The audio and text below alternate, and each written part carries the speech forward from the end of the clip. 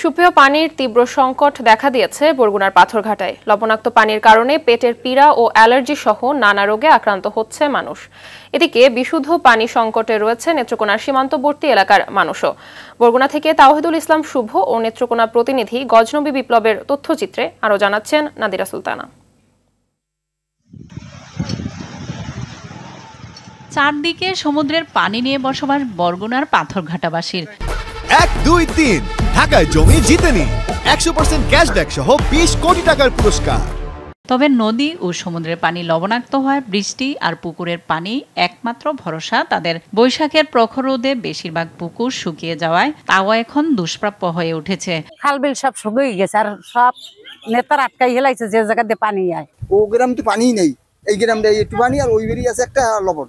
এখানে প্রায় 50 জন 60 জন এই জড়ো হয়ে যায়। এই যে দেখতে আছেন এই যে কলসের। উপজেলার গ্রামগুলোর অধিকাংশ পুকুরে বেসরকারি উন্নয়ন সংস্থা পানির ফিল্টার বসালেও পুকুরে পানি না থাকায় তা এখন কাজে আসছে না। উপকূলীয় এলাকা হওয়া সত্ত্বেও এখানে পানির সংকটটা খুব তীব্র সংকট। আরো যে পুকুরগুলো রয়েছে সেগুলো যদি পুনঃখনন করা যায় বা সংস্কার করা যায় তাহলে পাথরঘাটাবাসী এই পানির সমস্যা থেকে অনেকটাই তারা সমাধান পাবে আর কি। এদিকে নেত্রকোনার সীমান্তবর্তী কলমাকান্দা ও দুর্গাপুরের পাহাড়ি জনপদে লক্ষাধিক মানুষের বসবাস। ভৌগোলিক কারণে এখানকার মাটির নিচে চীনামাটি ও পাথরের আধিক্য রয়েছে, ফলে অনেক চেষ্টা করেও গভীর নলকূপ স্থাপন করা সম্ভব হয় না। এতে বাধ্য হয়ে কূপ, মাটি ও নদীতে গর্ত করে সেখানকার জমানো পানি খাবার সহ অন্যান্য কাজে ব্যবহার করছে স্থানীয়রা।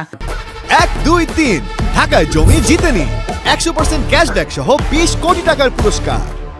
কুয়া খুঁড়া পানি বালতি দিয়ে তুলে খাইতে লাগে।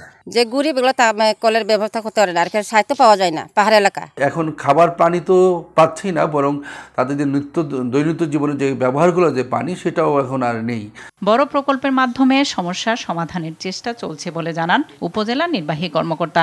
আমরা এখানে বৃষ্টির পানি ধরে সারা বছর কিভাবে ব্যবহার করা যায়, পানযোগ্য পানির যে অভাব রয়েছে সেটি কিভাবে নিরসন করা যায় সেজন্য আমরা চেষ্টা করছি। দীর্ঘদিন ধরে চলা সুপেয় পানি সংকট সমাধানে দ্রুত ব্যবস্থা নেওয়ার দাবি সবার। নাদিরা সুলতানা, RTV।